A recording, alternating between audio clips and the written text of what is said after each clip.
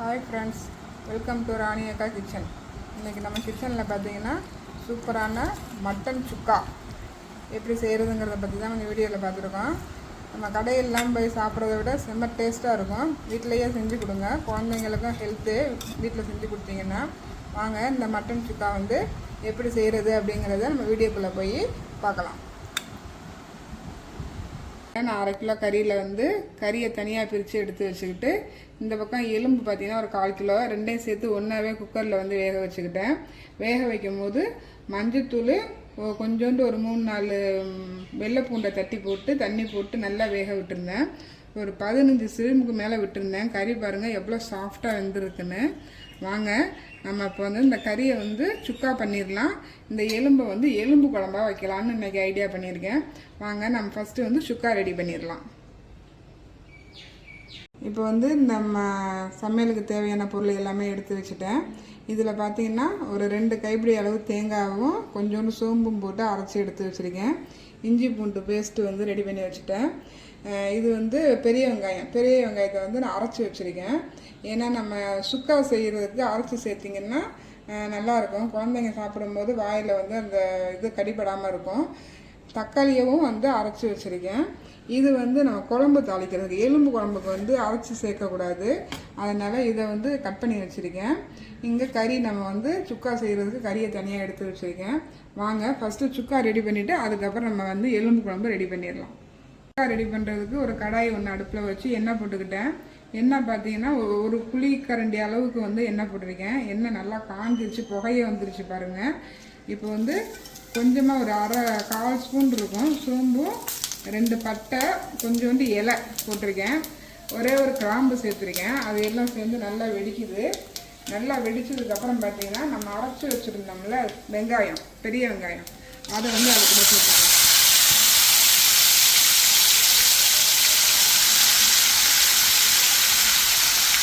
1/2 kilo கறிங்கிறதுனால நம்ம ஒரு வெங்காயத்தை 1.5 வெங்காயம் நான் அரைச்சிருந்தேன். இந்த 1.5 வெங்காயத்தையும் அதில் சேர்த்து நல்லா வதக்கிடுவேன்.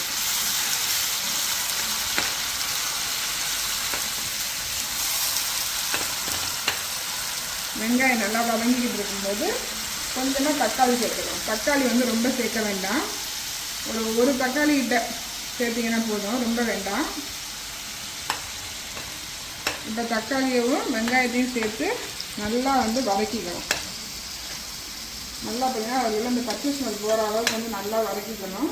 அப்போ தான் சுக்கா பார்த்திங்கன்னா ஹோட்டலில் சாப்பிட்ற மாதிரி செம்ம டேஸ்ட்டாக இருக்கும்.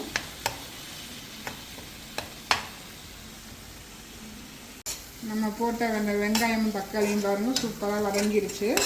வதங்கி அந்த எண்ணெய் பிரிஞ்சு வருது பாருங்கள். இப்போ இந்த ஸ்டேஜில் நம்ம இஞ்சி பூண்டு பேஸ்ட்டு பார்த்திங்கன்னா ஒரு ஸ்பூனுக்கிட்ட இஞ்சி பூண்டு பேஸ்ட்டு சேர்த்துக்குங்க. சேர்த்துக்கிட்டு அதை சும்மா அந்த ஆயிலில் கொஞ்சம் இது பண்ணி விட்டுக்குங்க, லைட்டாக வதக்கி விட்டுக்குங்க.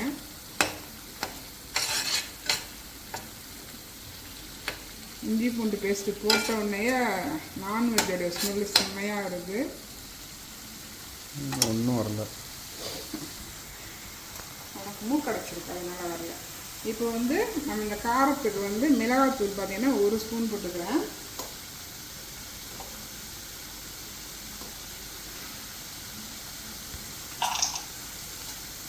மிளகாத்தூள் போட்டதுக்கப்புறம் கொஞ்சம் நல்லா பரட்டி விட்டுக்குங்க. மஞ்சத்தூள் சேர்க்க வேண்டாம். ஏன்னா முன்னாடியே நம்ம கறியில் மஞ்சத்தூள் போட்டு தான் நான் வேக வச்சுருந்தேன். அதனால் மஞ்சத்தூள் சேர்க்க வேண்டாம். இந்த மிளகாத்தூள் போட்டு கொஞ்சம் நல்லா வதக்குனதுக்கப்புறம் பார்த்திங்கன்னா நம்ம கறியை இப்போ மிக்ஸ் பண்ணிக்க வேண்டியதான். இதில்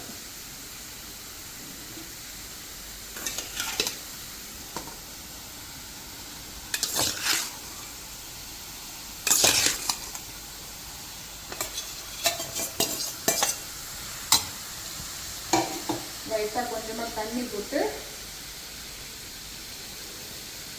அலசி அதில் ஊற்றிக்குங்க. ஊற்றி நல்லா பெரட்டி விட்டுருங்க.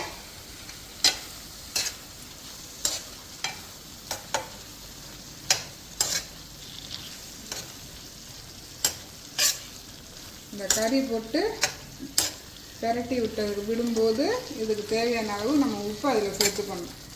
ஏன்னா இப்போ கொஞ்சம் தண்ணி போட்டிருக்கோம்ல, இந்த டைமில் உப்பையும் சேர்த்து நம்ம போட்டு வதக்கும் போது பார்த்திங்கன்னா உப்பெல்லாம் அந்த கறியில் போய் நல்லா சேர்ந்து நல்லா டேஸ்ட்டாக இருக்கும். இப்போ இதுக்கு தேவையான அளவு உப்பு அதில் கலந்துடலாம். மட்டனுக்கு தேவையான அளவு உப்பை சேர்த்துக்கலாம். உப்பு வந்து பார்த்து சேர்த்துக்குங்க, அதிகமாகிடுச்சுன்னா நம்மளுக்கு சமையலே கெடுத்து விட்டுரும். தேங்காய் பார்த்திங்கன்னா நம்ம அரைச்ச தேங்காயிலேருந்து 1 ஸ்பூன் போட்டுக்கிறேன். நிறையா சேர்க்க வேண்டாம், நான் 1 ஸ்பூன் அளவுக்கு தேங்காய் சேர்த்துக்குங்க. தேங்காய் விழுது சேர்த்துக்குங்க. கடைசியாக பார்த்திங்கன்னா ஒரு ஸ்பூனுக்கிட்ட மிளகுத்தூள், மிளகும் ஜீரகமும் சேர்த்து அரைச்சி வச்சுருக்கேன். அதை வந்து அதுக்குள்ளே சேர்த்துக்கலாம். சேர்த்து இப்போ எல்லாத்தையும் சேர்த்து நல்லா மிக்ஸ் பண்ணிக்க வேண்டியதான். அடுப்பை கொஞ்சம் லோ ஃப்ளேமில் வச்சுக்கோங்க. வச்சுக்கிட்டு இதை வந்து நல்லா வந்து பரட்டி விட்டுக்குங்க. ரொம்ப வந்து சுக்கா மாதிரி வந்து இதை வந்து ஃப்ரை பண்ணக்கூடாது. அதாவது ரொம்ப பண்ணோம்னா கறிங்கிறதுனால ரப்பர் மாதிரி ஆயிடும், சாப்பிடும்போது கொஞ்சம் சாஃப்டாக இருக்காது. அதனால் இதை வந்து நல்லா பரட்டி விட்டுக்கிட்டு இன்னும் கொஞ்சம் நல்லா திக்காக வரட்டும். வந்ததுக்கப்புறம் இதில் வந்து மல்லி, கருவேப்பிலை இதெல்லாம் போட்டு இறக்க வேண்டியதுதான். கொஞ்சம் நேரம் இது வந்து அப்படியே இருக்கட்டும் அடுப்புலையே.